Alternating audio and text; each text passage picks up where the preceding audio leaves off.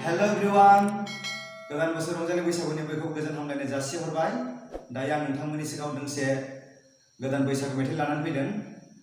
नोंथांमोना मोजां मोनोब्ला लाइक, कमेन्ट, शेयार खालामनो दाबाव। बिदिब्ला मेथाइखौ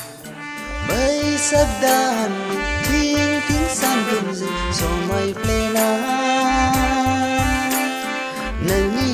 जारु खावलाया नोंनि हायना महरा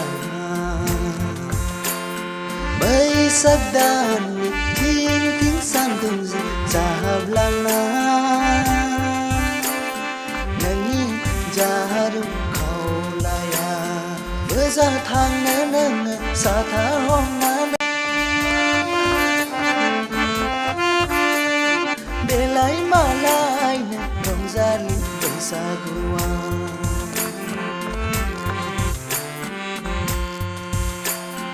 जानजि सेरे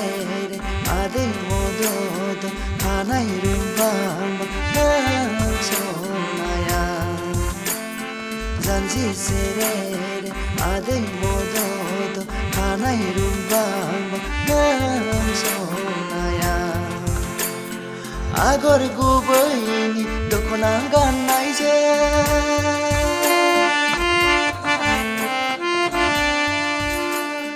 बेसेदि समायदों बैसागु बोथोरा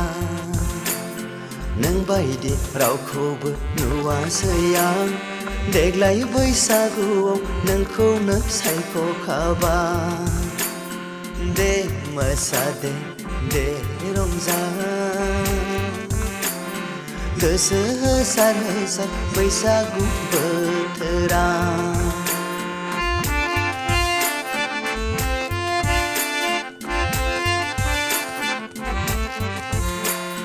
हाया हाया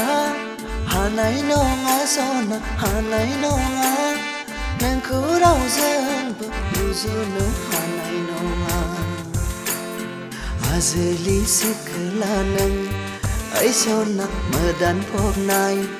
आजोलि सिखोला नों ओइ सना मोदान फबनाय गैया गैया सना नों बादि जेरावबो मोननो थाङा दे मोसा सना दे रंजा गोसो होसारनानै बैसागु बोथोरा